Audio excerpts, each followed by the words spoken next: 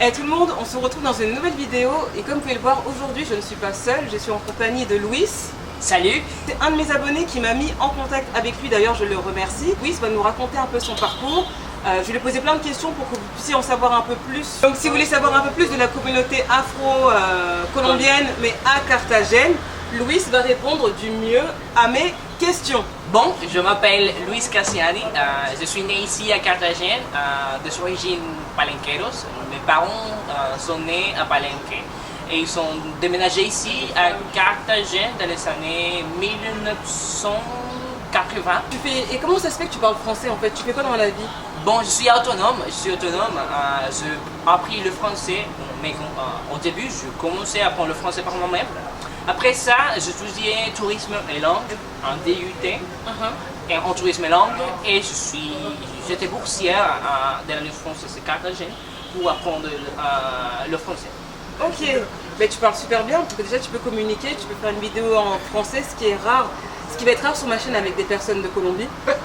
J'ai fait mon mieux. Non, en fait, je vous explique, Luis, il ne veut pas accepter le fait qu'il sache bien parler français. Est-ce que le français c'est beaucoup recherché en Colombie? Bon, je dirais pas que non, parce que ici on reçoit beaucoup de français et il y a beaucoup de gens qui parlent français. Alors, Luis, j'aurais quelques questions à te poser par rapport à Carthagène. Comme quand même, Carthagène c'est une ville qui est vachement afro quand même. Comment me décrirais-tu cette ville? Enfin, ta ville. Ma ville? De quelle ville tu me parles? De Carthagène, enfin la ville, pas forcément les villes autour, mais vraiment genre Carthagène même. Carthagène même? Parce qu'en fait, nous en France, on a l'image de Carthagène, le centre-ville. Voilà quoi. Toi, comment tu décrirais la ville en fait? Bon, beauté, beauté, diversité, parce que la diversité fait partie ici de Carthagène, et aussi de multiculturalité, je dirais, et un peu, il y a aussi des opportunités, je dirais, parce qu'il y a une place pour tous, je pense. Une place pour tous et pour les personnes noires en fait. Parce que, vu que il n'y a pas assez de place pour les personnes noires. Je te pose la question parce que nous, en tout cas en France, pour ceux qui connaissent Carthagène, on se dit que c'est la ville afro, voilà, c'est la ville pour les afros, mais quelle est la place des afros réellement à Carthagène, sachant que la ville, elle est quand même, de ce que je vois, c'est quand même métissé, pas que des noirs à Carthagène. En fait, moi, la question, c'est quelle est réellement la place des afros ici à Carthagène? Place des afros, notre place a été un peu, on a cherché, on a bossé, on a travaillé pour ça, pour pouvoir trouver une place ici à Carthagène. On veut des espaces de prise de décision, pour être écouté. Et ici maintenant, il y a beaucoup des endroits dans lesquels on se déroule, dans les écoles, aux universités, même dans les endroits publics. Et aussi dans la vente informelle, parce que tu as pu voir ici à Carthagène, il y a des palenqueras, il y a des vendeurs qui te vendent des lunettes, tout ça. Et bon, ça a été difficile en fait. Ah bon? Ça a été difficile pour trouver un travail formel. Ah ok, C'est difficile de pouvoir trouver un travail formel. Tu n'as pas souvent l'accès à l'éducation. C'est-à-dire que la situation t'oblige à trouver une chose pour vivre. Ok, en gros, travailler vite pour se faire de l'argent en fait, sans forcément passer par des études. Est-ce que tu trouves que Carthagène, c'est une ville quand même d'égalité où les gens... c'est une ville assez égalitaire, je sais pas, parce que moi j'ai une vision peut-être erronée de Carthagène. Je sais que la première fois quand je suis venue, j'ai vu qu'il y avait des endroits où des gens ils vivaient carrément dans des maisons, mais il n'y a même pas de toit quoi. Des maisons en bois et tout, et quand tu sors du centre-ville, t'es choqué en fait. Parce que Carthagène n'est pas que, non seulement le centre-ville. Cette belle ville coloniale que tu as vue maintenant. Bon, quand je vous ai dit au début que Carthagène, c'était la diversité. Je veux dire qu'il y a des personnes qui veulent trouver une place dans la vie, qui veulent travailler, qui veulent pouvoir avoir de l'argent, pouvoir acheter à manger. Il y a des personnes qui veulent s'éduquer, parce qu'on veut s'éduquer. On s'éduque en fait. On a trouvé des manières, des moyens pour faire que nos enfants, ou que nos frères, ou que notre mère puissent trouver une bonne éducation. Comment t'as fait toi? Bon, Mes parents, mes parents et ma mère et mon père m'ont payé à l'université. Et ma mère est une vendeuse informelle aussi. Et avec la vente informelle, elle a pu me payer mes études aussi. Sérieusement? Sérieusement. Et elle a été aussi femme de ménage, elle a fait beaucoup de choses. Elle a vendu des fruits, des confiteries. Mon père et ma mère ont réussi à ne pas que payer mes études à moi, mais aussi à mes frères. Vous êtes combien? On est 3. Les parents, ils se sont sacrifiés pour vos études. C'est ça. Ah, c'est dingue, c'est la première fois que j'entends ça en Colombie. Oui, ça arrive beaucoup dans la communauté palenquera. Okay? Nos parents se sacrifient beaucoup pour que les enfants puissent avoir une bonne éducation et aussi trouver une bonne place à Carthagène. Si longtemps que, tu sais, en tant que noir, même de trouver une place, mais si tu as l'éducation c'est le moyen qu'on a trouvé pour pouvoir trouver cette place ici. Mais tout à l'heure, tu m'expliquais là quelque chose, franchement j'ai rigolé, mais c'est vraiment pas drôle du tout. En fait, j'ai rigolé, pour moi c'est tellement de la fiction ce qu'il me racontait, par rapport à, tu m'as dit quand tu cherchais un taf dans l'hôtellerie. Raconte-moi comment ça s'est passé, parce que tu m'as raconté là. On te dit, bon, on t'appelle, on programme l'entretien d'embauche, mais on te dit, oui, tu as un bon CV, mais tu as des études, tu as l'expérience, mais il y a une chose qui te manque. Mais qu'est-ce que c'est cette chose qui me manque? Mais il me regarde moi et il me dit, tu sais quoi, mais pour cette poste, tu n'es pas pour cette poste. Et moi, pourquoi je suis pas... Mais regarde-toi. Mais oui, je me regarde tous les jours quand ça me voit chez moi. Et il m'a dit comment, est-ce que tu es noir? Et en fait, on ne peut pas te mettre dans un poste de management parce que moi, j'ai étudié management touristique. Et cette fois-là, on m'a dit, mais pourquoi je ne veux pas prendre un poste de prise de décision si moi j'étudiais pour ça? Bah oui, j'étudiais pour gérer le tourisme, pourquoi je ne peux pas faire ça? Ils m'ont dit, non mais si tu veux, tu peux être ici, tu peux à centre, on peut te promouvoir avec le temps, mais tu peux commencer avec être gardien ici, de l'hôtel et tout ça, et après ça comme bellboy. Bellboy, c'est ceux en fait qui prennent vos bagages pour les monter dans la chambre. Non mais je trouve ça tellement choquant en fait. Enfin, il vous explique qu'il a des études de management et ici, pourtant il parle français, il parle anglais et espagnol. Enfin, il a quand même un bon CV en tout cas pour la Colombie. Hein. Il y a pas beaucoup de gens qui sont trilingues ici dans ce pays. Et personnellement, j'en ai pas rencontré beaucoup en tout cas. Mais comme il est noir, on lui propose des tafs homme de la sécurité ou de porter les bagages jusqu'à dans ta chambre. Moi, je trouve ça choquant parce que en France aussi, c'est un peu compliqué quand tu as certaines origines. Mais si tu as les études, en fait, tu as les études. On va pas te dire de travailler à la sécurité. Enfin, pour moi, c'est dingue en fait. Ouais, mais j'ai eu une seule opportunité pour faire mes stages dans un emploi public qui promue la culture et le tourisme. Ok. Mais là, ils m'ont accepté avec maîtresse et tout ça. Ah oui, parce que tu me parlais, justement, il me parlait aussi de ces tresses. Donc explique l'histoire de tes tresses, quel est le rapport que les gens ont ici à Carthagène avec les tresses? Bon, avec les tresses, si on est un garçon, on me prend pour un voleur, ok? Quand je suis là, dans le bus, dans le transport en commun, personne ne veut pas s'asseoir à côté de moi parce que moi, je vais le voler. Bon, c'est faire voler. Mais je pense que moi, je n'ai pas l'intention de me faire. Et quand ils changent de chaise, moi je restais là avec mon intégralité, avec mon ego.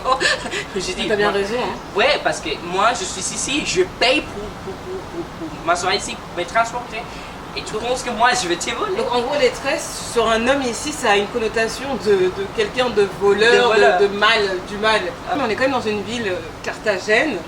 C'est une ville afro, là on n'est pas à Bogota où c'est pas la région des afro-descendants et qui est autant de stigmas en fait. Poste de décision parce que t'es noir, on te dit oui regarde-toi, ok t'as les études hein, c'est bien, t'as les langues mais enfin moi je trouve ça tellement ouf en fait. Moi je sais que tu vas aller en France j'aimerais aller en France. En France, bon, tu ne passeras pas pour ce genre de... Enfin, en tout cas, ça ne sera pas frontal comme ça, on va pas dire regarde-toi, tu vas pas avoir le poste. En France, c'est pas possible. Franchement, c'est pas possible. Mais tu passeras aussi par d'autres étapes, parce que tu es noir. Hein. Après, peut-être que tu seras un peu plus accepté à partir du moment où tu diras je suis colombien, parce que je pense que ça passera mieux de dire que tu es colombien que tu es africain. En France aussi, il y a aussi des problèmes, tu vois. Après, c'est vrai que dans le pays, tu peux pas dire dans le visage de quelqu'un, un entretien d'embauche, regarde-toi, genre, non, tu vas pas avoir le poste parce que regarde-toi. D'où tu viens? D'où tu viens? On t'a dit ça? Oui, on me demande d'où tu viens. Tu viens d'où? Je dis moi, mes parents sont des Palenque et moi je suis né ici. Ils commencent à se moquer de l'accent de mes parents. Des gens de la communauté palenquera, ils ont commencé à se moquer de cet accent dans mon visage, ma face, tête à tête. Ça me choque. C'était choquant parce que je dis, est-ce que vous ne respectez pas? C'est un acte respectueux. Ouais, c'est irrespectueux. Oui, c'est respectueux parce que c'est inacceptable. Tu sais quoi, ici, on a commencé à se réveiller. Tu sais quoi, on a commencé à se réveiller parce que maintenant, je peux dire qu'il y a des personnes noires dans les postes de prise de position, de prise de décision. Puis je trouve ça un peu plus, enfin, de mon point de vue, hein, parce que moi, après, je connais pas la Colombie par cœur, mais j'ai l'impression que les Afros ici, c'est plus dur pour eux de se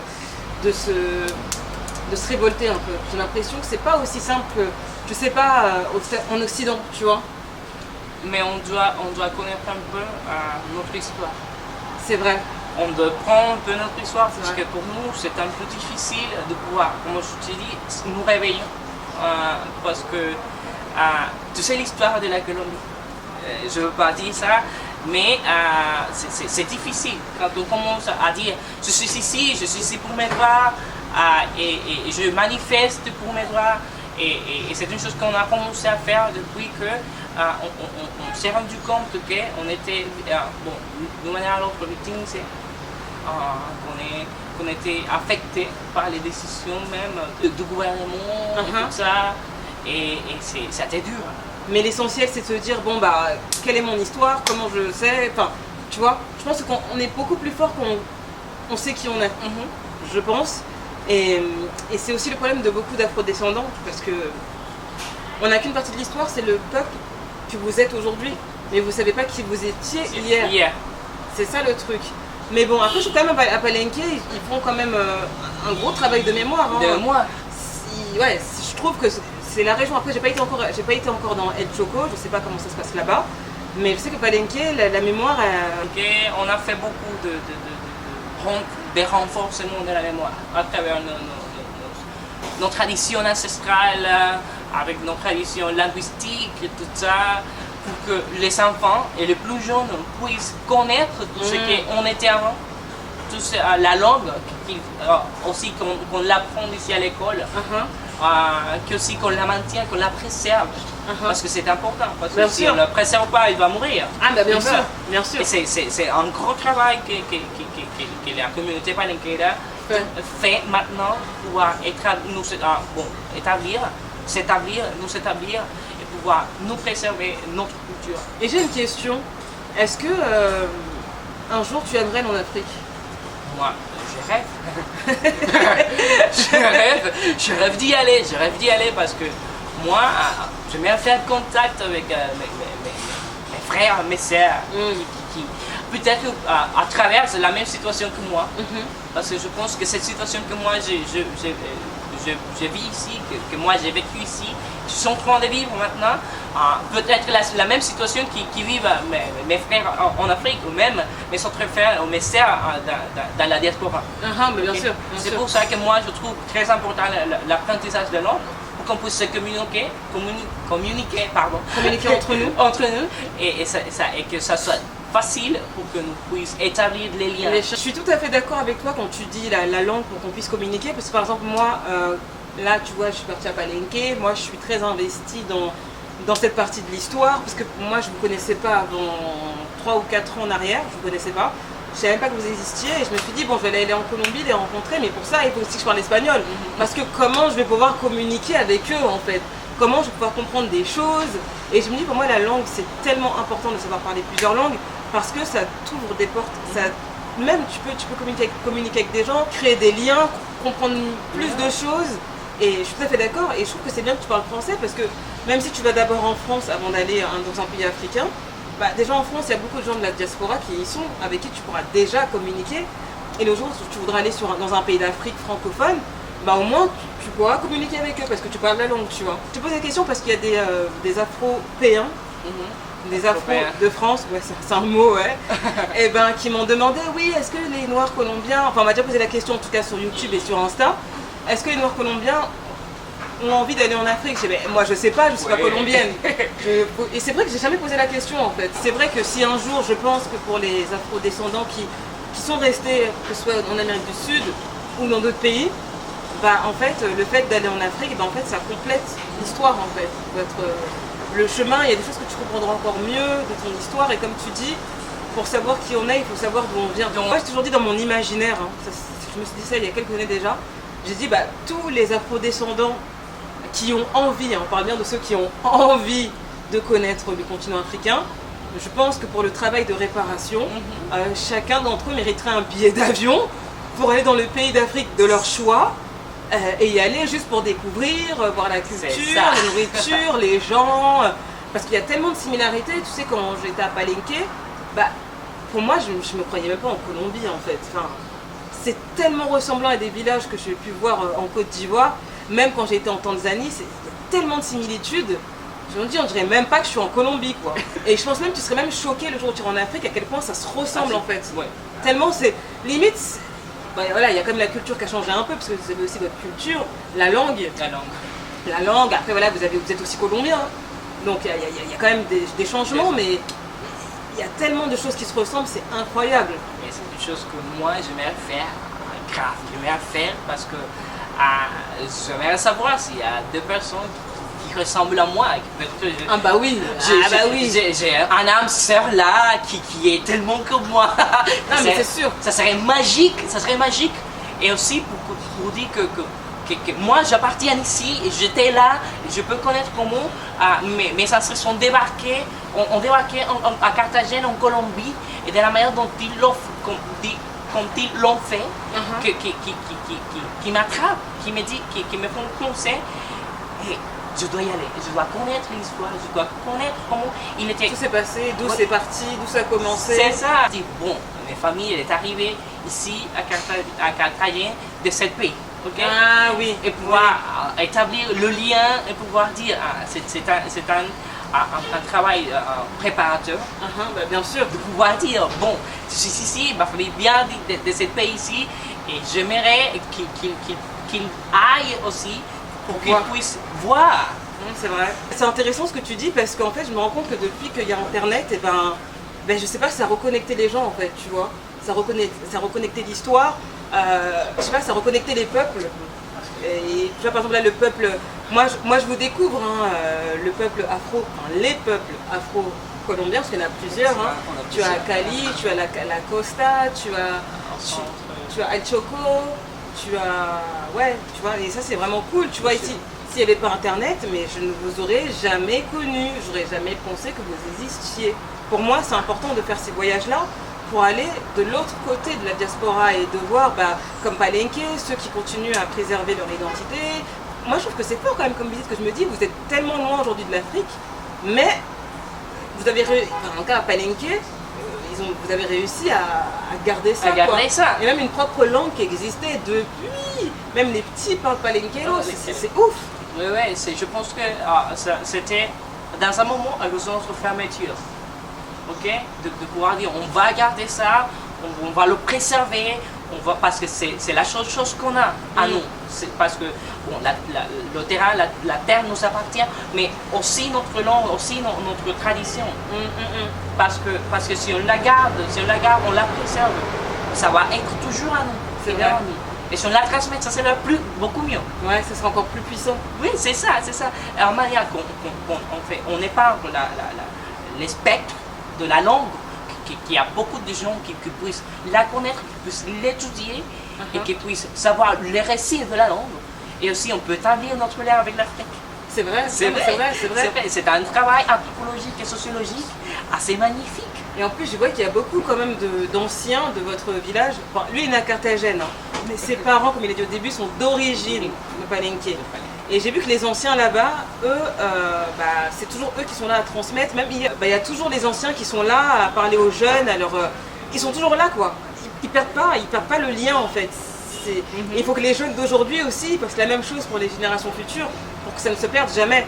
J'aime la manière dans laquelle les grands, on les appelle les majeurs, Los los mayores, ils s'y sont engagés, ils sont engagés à transmettre, à pouvoir maintenir le lien. Parce qu'une fois, on se rend compte toujours que dans la population jeune, on ne garde pas ce type de choses. Ouais, parce que la génération elle change. Elle change. Et ce qu'ils font là, c'est pouvoir maintenir les liens. Et pouvoir dire, bon, je vais te transmettre ça pour que tu puisses le garder. Et après ça, une fois il soit gardé, tu pourras le transmettre à tes enfants et ainsi de suite. Et c'est ça, de génération en génération. Non mais c'est cool. Bah écoute Louis, ça a été très instructif de faire cette vidéo avec toi. Merci pour tout ce que tu nous as enseigné dans cette vidéo. J'espère que ça t'a plu aussi de le faire. Merci beaucoup. Si tu n'es pas encore abonné à ma chaîne, n'oublie surtout pas de t'abonner à ma chaîne. De laisser un petit pouce bleu si la vidéo elle t'a plu, pour que je puisse aussi interviewer d'autres personnes à travers la Colombie, d'autres peuples et d'autres personnes. Toute mon actualité en direct sur mes aventures en Colombie. N'oublie surtout pas de me suivre sur Instagram. Et en attendant ma prochaine vidéo, je te fais plein de gros bisous. Bye bye. Bye bye. Ciao.